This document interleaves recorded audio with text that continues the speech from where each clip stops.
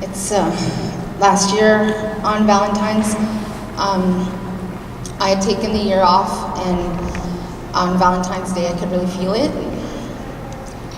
I was like really emotional that day, and I was just like, I felt naked, like bare, like I had nothing to do, and I was home by myself at the time, and I was just like, what did I do? Like, why did I give this up? Like, this is something that I've been doing for so long, like this is my life, and I just let it go because I was being harassed and I was being bullied, and I just felt like so alone, and I just felt like I couldn't fight anymore.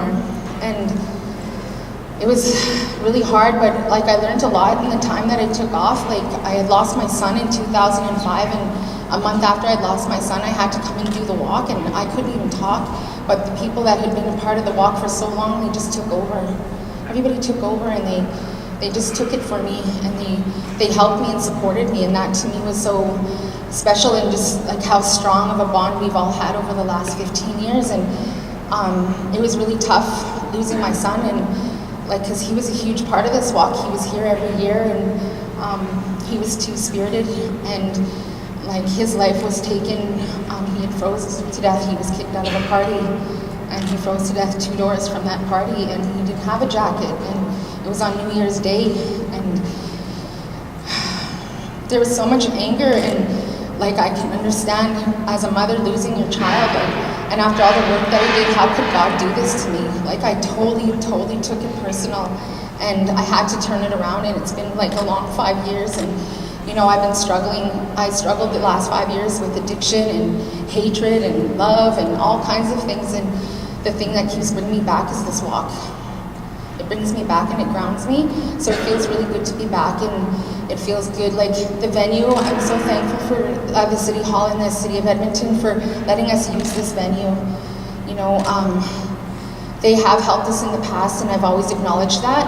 And our venue had to cancel because they're renovating, and you could buy a pew for $60 if anybody's looking for a pew. They're selling them at Sacred Heart Church for $60. I was just laughing when I seen that. I was like, I should get a pew. Maybe it'll help me in the future. Just kidding. But that's why we didn't have a walk, because I don't live here in Edmonton anymore. I moved back home to be closer to my mom and my son, my remaining son, who turned 28 2 days ago. And he actually didn't even go out partying. He just stayed home with me, just him and I. We stayed home, and we just like playing on Facebook. He's playing his game, and I'm reading and writing, and just the two of us, you know. And it was just like, so like it felt really good, because my son didn't even want to go party. He wanted to spend time with me, and he was really feeling his birthday because his brother was born 2 days before he turned 1. Sean was born on February 10th, and he really struggles with it every year that his brother's not there, because he doesn't remember a day without his brother. His first 2 steps were walking up to me to see his new brother on a blanket on the pillow, because I had a cesarean, and I said, "This is your brother Shawnee," and he's like, "Nani?" It was on from there. They were like the best of friends, so he really struggled with that. And so coming back to the walk, even though we're not walking this year, and it's kind of cold out anyways, next year will be a little bit different. And like my mom said, we've never been funded or sponsored, and the sweaters, I used to get them sponsored, and how I would do that is I used to work in an office, and on my downtime I would phone businesses and cold call them to sponsor these sweaters and buy them, and so I could give them away for free. And so I wanted to do that again for next year, and I really enjoyed that, because sometimes I'd see people, I'd be walking through the mall and I'd see somebody wearing one, and I'd be like, oh, right on, you know.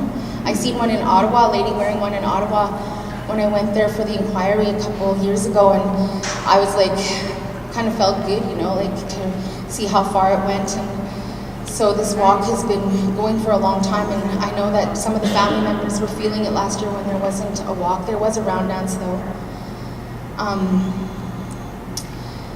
Another reason why I brought this walk back was because we've never ever mentioned women who have lost their lives because of government agencies, due to government agencies taking their children, and the 60 scoop and child welfare, the welfare system, all those systems. And this past October, my mom had a heart attack on I can't remember what day it was, but that following Sunday that my mom had her heart attack, I lost my best friend.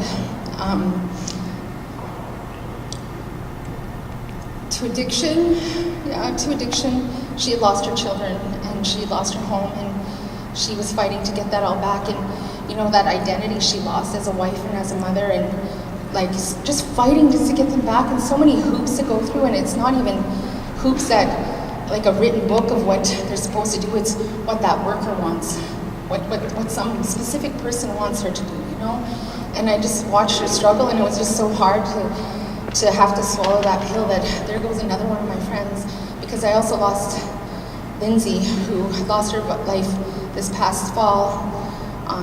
She was beaten by a couple of people in our community that were, one of the young women was actually really close to me, and that's the second time that I've lost a friend because of another friend's actions. And so I not only lost the young lady who lost her life, but I've also lost my friend who went to jail for murdering somebody else. And that's such a hard pill to swallow, because Andrea Berg was a friend of mine, and she was the young lady that was found out in a shopping cart with duct tape on her ankles and on her hands. And the woman who killed her, I actually went to Nietzsche Institute with. We actually shared a sponsor when we were going to Cocaine Anonymous, and when I found out who killed Andrea, I was in so much shock. My heart was broken, because we were going to start a business together, and we were going to help women get off the streets, and we were going to do this, and we had all these grandiose plans when we graduated from Nietzsche Institute. And for this to happen, it was hard. But the good thing about it was that Lana took responsibility, and she pled guilty right away for the family, because she knew she could do that under the influence. What could she do sober? And that was something that kind of rested my heart a bit, because she took that responsibility. And it's sad when these things happen, and you try to make light of it and try to make sense of it, and then you just can't.